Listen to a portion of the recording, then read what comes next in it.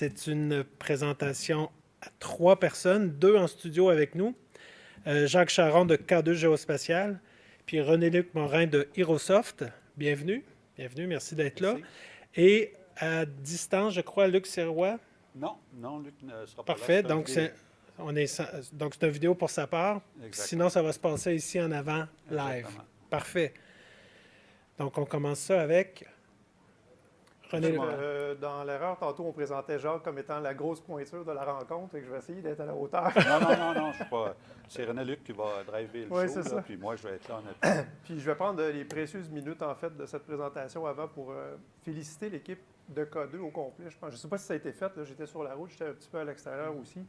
Mais dans les circonstances qu'on vit actuellement de pandémie, évidemment, pour tout le monde, il y a plusieurs contraintes qui s'appliquent à nous. Et vous avez su tourner votre journée physique en journée virtuelle pour le plus grand plaisir de tous. Puis je pense que jusqu'à maintenant, en tout cas, on verra après votre présentation, mais jusqu'à maintenant, c'est un succès. Je suis certain, Jacques, que tu vas transmettre toutes les félicitations à l'équipe au complet. Absolument, là, absolument. Quelques-uns ici, mais vraiment, c'est bien fait, c'est bien réussi. Merci. Et ce que je remarque aussi depuis ce matin, c'est la diversité, en fait, des implantations de GMAP. Puis je pense une qualité de l'application, parce que si c'est utilisé à toute sauce, c'est parce que ça répond à plusieurs besoins, puis probablement aussi qu'il y a une facilité d'intégration de la technologie.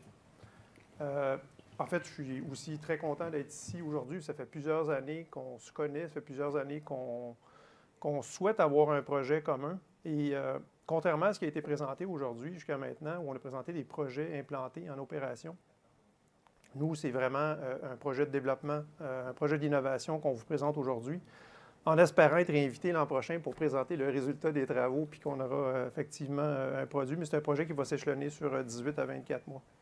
Alors, sans plus tarder, en fait, on va vous commencer là. Ça fonctionne, là? Oui. Donc, ça s'intitule, en fait, Ville intelligente, l'accès public à la réglementation réinventée. C'est un projet qui met en collaboration 3 entités. J'ai rien fait. Moi non plus. C'est magique. Tu as un bac? Oui, je vais le faire. Tiens. Voilà. C'est un projet qui met en collaboration 3 entités, mais surtout un catalyseur. Le catalyseur, c'est Prompt. Prompt, c'est plus de 120 projets de recherche, 135 millions de dollars de subventions qui sont pour les projets, les entreprises, 25 centres de recherche et 80 entreprises qui en sont membres. À travers un programme qui est partenariat entreprise, bien, ça permet aux entreprises du Québec d'apporter les capacités de tout ce qui a rapport avec l'intelligence artificielle au niveau commercial, puis de distinguer de façon compétitive sur les marchés. Alors, quand le projet est arrivé, bien, l'idée de discuter avec K2 était naturelle. J'ai malheureusement aucune diapositive pour présenter K2, parce que je pense que depuis ce matin, on présente K2. Oui, je pense. Et s'il y a des gens qui n'ont pas compris ce qu'était K2, ou bien non, vous n'avez pas suivi la présentation, ou vous avez fait autre chose pendant la journée. Bref, K2 n'a pas besoin de présentation. Un des joueurs aussi, voilà. Ah, il faudrait démarrer la vidéo de Prompt. S'il vous plaît, la régie.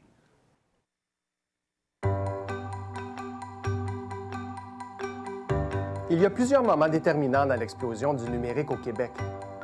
En 1985, 2 chercheurs de l'Université McGill, Bernie Turcotte et Mike Parker, développent un premier protocole de communication entre ordinateurs universitaires. En 1989, c'est la naissance du RISC, le réseau d'information scientifique du Québec, le premier réseau Internet de la province qui connecte toutes les universités québécoises. En 1995, à l'aide d'un message vidéo, le premier ministre Jacques Parizeau accueille les internautes sur le premier site Web du gouvernement.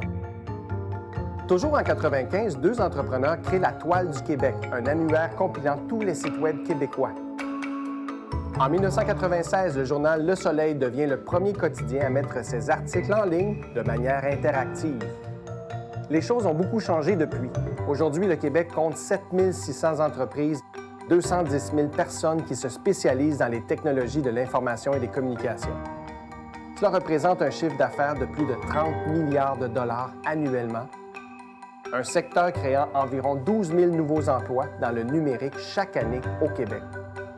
Aujourd'hui, le Québec est un véritable champion du numérique à l'échelle mondiale, notamment en intelligence artificielle avec 250 chercheurs et doctorants en IA à McGill et l'Université de Montréal, 9 000 étudiants dans ce domaine, Montréal est la ville avec la plus forte concentration de chercheurs en IA au monde. L'expertise en IA se répand rapidement sur tout le Québec et toutes les universités mettent l'épaule à la roue. L'Université de Montréal se classe d'ailleurs au 34e rang mondial pour le secteur des sciences informatiques. Chez Prom, ça fait depuis 2003 qu'on catalyse, accompagne, finance les projets les plus innovants dans le monde du numérique. On est vraiment à l'avant-scène de la révolution des technologies de l'information dans la société québécoise. Chez Prompt, on propulse l'innovation collaborative. Depuis sa création, Prompt a financé plus de 250 projets de recherche et développement de chercheurs et d'entreprises qui travaillent ensemble. C'est 66 millions investis dans des projets innovants en intelligence artificielle, cybersécurité, informatique quantique, UX, recherche opérationnelle, blockchain, ville intelligente, industrie 4.0 et tellement plus encore. Vous savez, la meilleure façon d'innover, c'est de faire collaborer la ligne de front, les entreprises, avec les meilleurs experts, les chercheurs académiques. C'est vraiment de cette rencontre que naissent les technologies qui font vraiment une différence. On va plus vite quand on est seul, mais on va beaucoup plus loin quand on travaille ensemble. Et c'est un peu l'objectif d'organisations comme Prompt, là, pour dire on amène tous les partenaires autour d'une même table pour aller beaucoup plus loin. Grâce à Prompt, on a été mis en contact avec 2 chercheurs universitaires, 2 professeurs de l'École de technologie supérieure. Ça a tout changé, en fait, chez Axio, sur la précision qu'on a aujourd'hui sur notre système et sur la profondeur de nos connaissances techniques en intelligence artificielle pour nos clients. Le financement de Prompt a été crucial, en fait, dans l'histoire de PemPem parce que ça a été la première subvention importante qu'on a eue en s'établissant au Canada. Et c'est cette subvention-là qui a réussi à convaincre d'autres partenaires internationaux d'investir massivement dans PemPem. Et moi, je me bats contre Google, puis Facebook, puis Element AI pour recruter les meilleurs talents. Jamais Netlift n'aurait pu recruter des chercheurs de ce calibre-là sans l'apport de Prompt. Prompt supporte vraiment des startups technologiques qui essayent d'améliorer l'intelligence artificielle dans un contexte réel, appliqué. Donc, avoir une ouverture d'esprit par rapport à ça et vraiment être prêt à prendre des risques avec nous là-dessus, ça nous a vraiment beaucoup encouragés. Prompt est très bien supporté par le ministre Pierre Fitzgibbon, mais aussi l'ensemble de son ministère. Ça aussi, ça démontre qu'auprès des entrepreneurs, auprès des chercheurs, on a aussi la liaison entre eux et le ministère. Prompt est là pour ça. Ça nous permet d'innover, de commercialiser cette innovation-là, puis de créer des emplois de haute qualité. C'est ça qu'on a besoin au Québec. La ressource naturelle la plus précieuse au Québec, c'est vous, vos talents, vos idées. Chez Prompt, on est là pour vous aider, ensemble, à les amener au monde.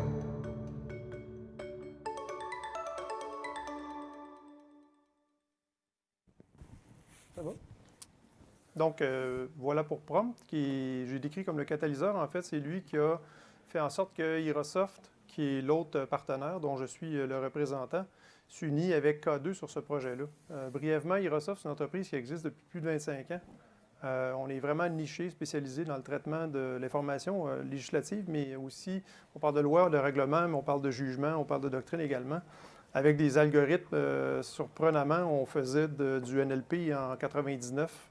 On n'en parlait pas beaucoup parce que l'intelligence artificielle, à l'époque, n'avait pas nécessairement bonne presse, mais ça fait quand même une mèche qu'on travaille à extraire l'information, à appliquer des processus automatiques sur de l'information et qui sont au service, dans le fond, de nos applications et qui sont utilisées par plusieurs clients à travers le monde.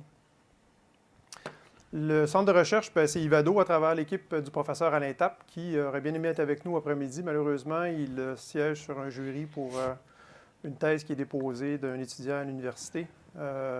Mais en fait, le rôle d'Ivado, c'est de permettre l'interface entre la recherche et les entreprises en mode co-développement. On est vraiment dans un monde de collaboration. Et le projet a commencé, je vous dirais, depuis environ 4 mois. Il y a des travaux qui ont déjà commencé. Les travaux avec le professeur Tapp et l'équipe de Jacques ont commencé aussi. C'est assez prometteur ce qu'on voit jusqu'à maintenant, mais évidemment, ce n'est pas quelque chose qu'on va pouvoir vous montrer aujourd'hui. On présente surtout le projet.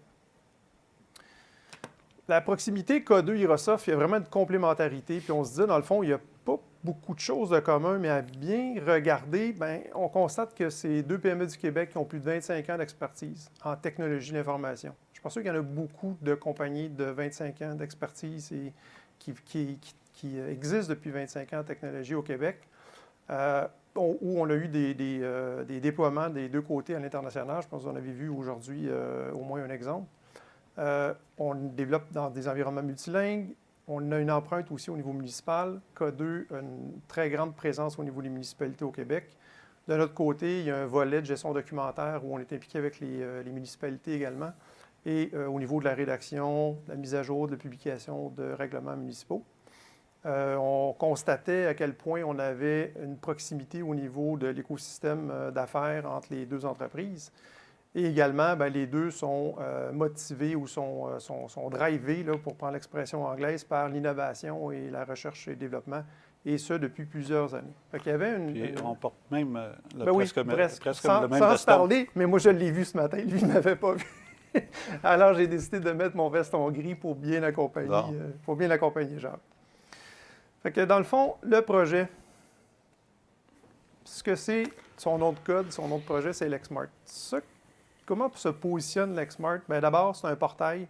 C'est ce qu'on consommera éventuellement. C'est un portail de publication des règlements municipaux et des documents afférents, dans lequel on aura une intégration avec la nouvelle génération de GMAP, qui est appelée GMAP-NG, pour la géolocalisation d'informations en 2D et en 3D, pour l'accès à la réglementation et les droits fonciers également. On va vous présenter quelques cas d'utilisation dans quelques instants pour préciser un peu ces éléments-là. Il y aura également un agent intelligent pour donner l'information ciblée aux citoyens. Aujourd'hui, la géolocalisation, ça fait partie de notre environnement. On est capable de savoir qu'est-ce qui se passe, la météo, où on est, les trajets, etc. Mais qu'en est-il quand il arrive le temps de consommer de la réglementation municipale, qui, la municipalité, et surtout les facteurs de proximité pour les citoyens? Est-ce que je peux construire une clôture? Est-ce que je peux mettre une piscine? Est-ce que j'ai quelque chose par rapport au revêtement extérieur de ma maison? Mon toit que j'ai changé, un toit plat, est-ce qu'il y a des contraintes, etc.? Le défi en ce moment, c'est d'aller sur des sites Internet, d'essayer de trouver, je dis bien essayer de trouver, puis si on ne trouve pas, bien, on prend notre téléphone, puis on fait 3-1-1 pour parler à quelqu'un qui va nous aider à trouver la matière. Alors, on est habitué de diffuser l'information selon notre compréhension et non pas celle du citoyen. Donc, il va falloir essayer d'ajuster. Et quand on parlait de diffusion et l'accès au règlement, réinventer, on pourrait dire également démocratiser l'accès, donc faciliter l'accès à l'information de réglementation municipale.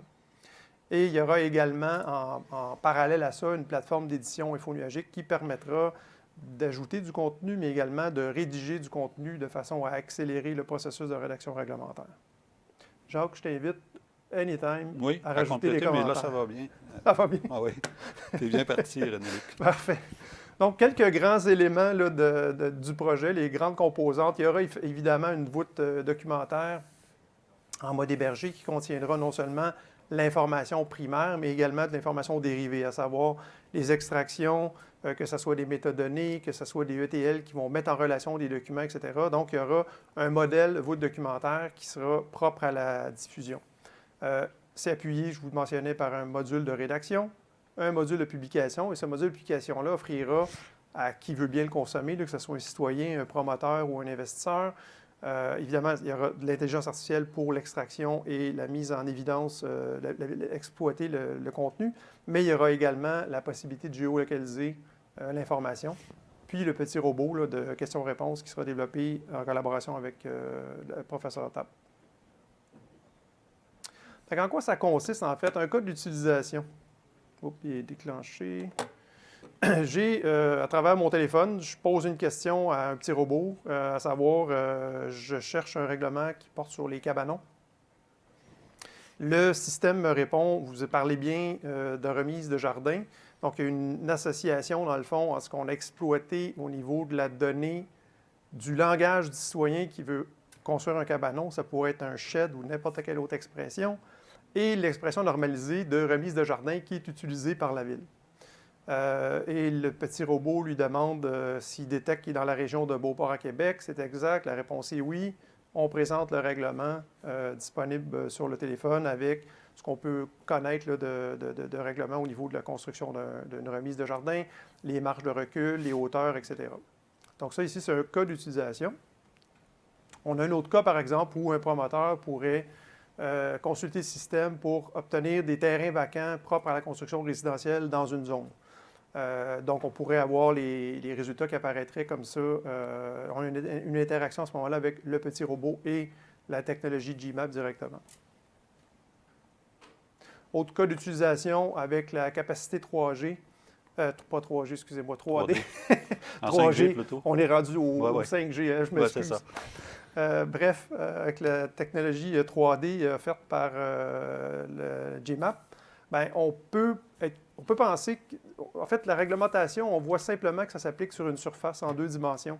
Et quand il arrive le temps de construire des immeubles, on pourrait avoir une réglementation qui est bonne pour, par exemple, un sous-sol, à savoir est-ce que je peux construire un garage. Pour le rez-de-chaussée, est-ce que je peux avoir des commerces? Pour les 3 premiers étages, est-ce que je peux avoir des professionnels, des bureaux de professionnels?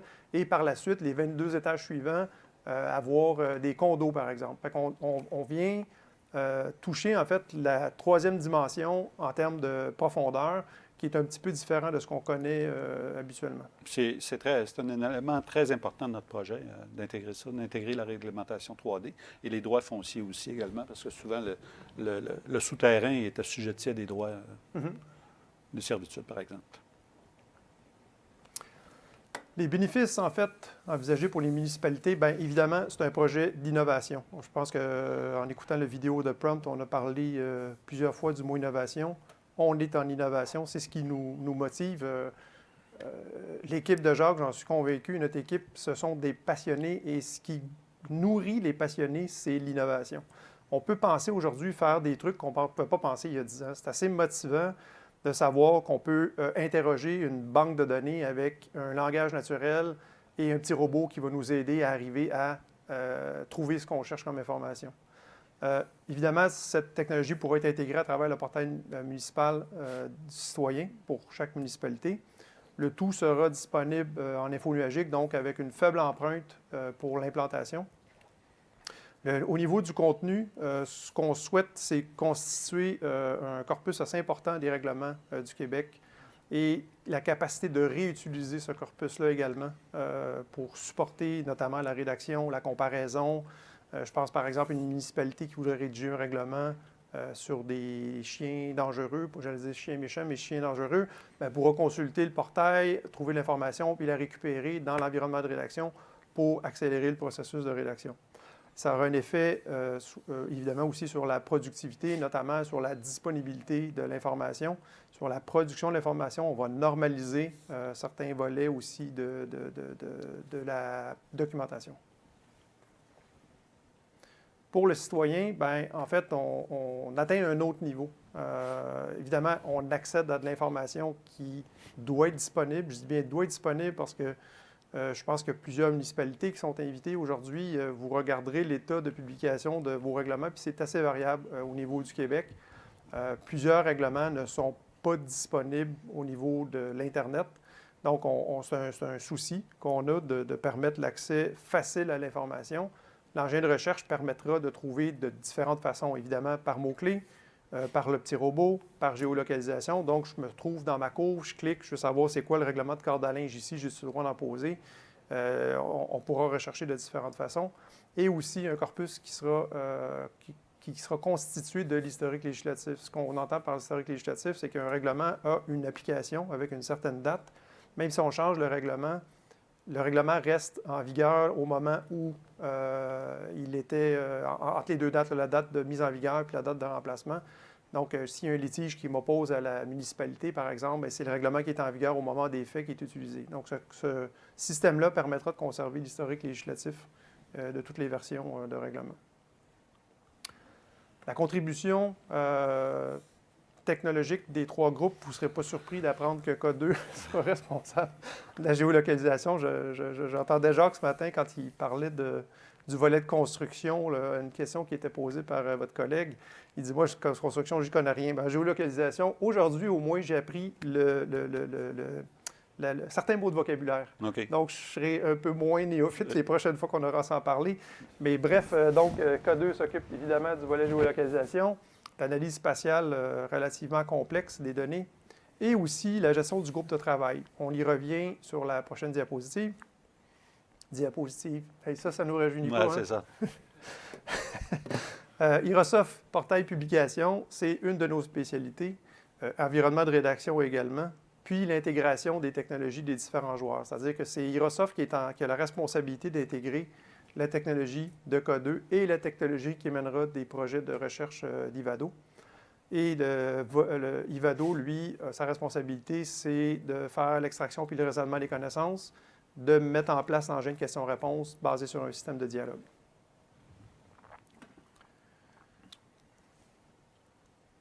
Pour y arriver, on est à une étape où on doit constituer un groupe de travail. Ce qu'on cherche, en fait, c'est 5 à 10 municipalités. Un tiers composé des grandes villes, un tiers composé des moyennes, un tiers composé des petites. Il reste quelques places disponibles sur le groupe de travail. Ce qu'on cherche surtout, c'est l'accès au règlement, mais aussi à l'ensemble de questions-réponses pour nourrir les engins qui apprendront de ces informations-là. Ce qu'on essaie de constituer, c'est un bassin variable, à savoir, on ne veut pas que des informaticiens, on ne veut pas que des directeurs généraux. On essaie d'avoir une variété là, au niveau des compétences. Ça serait idéal d'avoir quelqu'un au service aux citoyens, quelqu'un, par exemple, du greffe ou un avocat qui est en rédaction législative, peut-être un directeur général, peut-être... les urbanistes. Des urbanistes, effectivement, qui pourraient aussi participer. Donc, il y aura, à travers le groupe de travail, une représentation assez juste des municipalités. Et ce qu'on prévoit jusqu'à maintenant, c'est 4 rencontres d'environ 2 heures avec le groupe de travail pour aller chercher la connaissance. Vous avez cette connaissance, on a besoin de cette connaissance pour bien alimenter, pour bien configurer les engins, pour qu'ils répondent à un besoin réel, celui de l'accès démocratisé, si on veut, aux citoyens. Et je ne pense pas juste aux citoyens, je pense aux professionnels, que ce soit des arpenteurs, que ce soit des urbanistes, aux investisseurs qui ont à investir dans différentes municipalités. Essentiellement, pour le groupe de travail, oui, je voulais rajouter ça, c'est, je pense que votre meilleur contact est à ma droite ici, c'est Jacques qui va être en charge ou quelqu'un de son équipe. Mais pour faciliter les communications, je vous invite à communiquer avec Jacques et sinon, Jacques communiquera avec vous.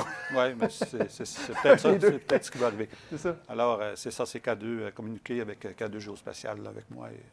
Essentiellement, c'est ce qu'on voulait présenter comme projet. Comme je disais tantôt, en espérant que l'an prochain, on aura quelque chose à vous montrer au niveau de l'intégration d'un produit presque final. Oui. Bon. Merci beaucoup. Merci. René-Luc. Excellent, merci. Donc, c'est ce que j'allais dire. Justement, l'année prochaine, on verra les avancées un peu plus. Est-ce qu'on comprend que l'intelligence artificielle, dans cet exemple-ci, est particulièrement au niveau du chatbot ou du lien entre les questions citoyennes puis la réglementation? Donc, c'est une partie. L'autre partie, c'est d'extraire la connaissance des documents. Un règlement, quand on regarde un règlement, en fait, je ne sais pas si vous regardez des règlements souvent. Là, souvent, on regarde un règlement quand on a un problème ou quand on a un projet. Hein? C'est un peu aride. Ce n'est pas toujours comestible. Maintenant, il y a des documents souvent qui existent dans les municipalités qui viennent décrire des règlements, qui viennent exposer pour rendre un peu plus facile la compréhension pour le citoyen. Cette information-là aussi peut être utile à nourrir l'engin pour être capable de faire des associations de langage ou pour extraire du contenu qui va venir nourrir les engins, notamment le chatbot, mais aussi la mise en relation de documents. Excellent, excellent. C'est bien. Côté géospatial, est-ce que toi, tu vois des défis de choses que tu n'as pas encore réalisées ou vu qu'ils font l'intégration, sont un peu au centre, vous faites l'interprétation, l'intelligence artificielle, vous prenez la technologie. Donc, dans le fond, tu as une composante technologique, mais est-ce que toi, tu y vois des occasions pour en ramener de l'intelligence artificielle ou tu as déjà... Bien, il y a de grands défis d'intégration de cette information-là, de géolocalisation de cette information-là. C'est pas, la gestion réglementaire, ce n'est pas du mur à mur au sein d'une municipalité. Oui, il peut y avoir un règlement pour les chiens dangereux, mais quand on regarde des grilles d'usage énormes, par exemple, en municipal, il y a un découpage plus ou moins fin des usages permis. Donc, ça représente des défis. Est-ce que l'intelligence artificielle va être inclue? Je ne crois pas. Je pense qu'on va y aller avec des algorithmes plus conventionnels là, pour le moment. Parfait. Excellent. Bien, merci bien.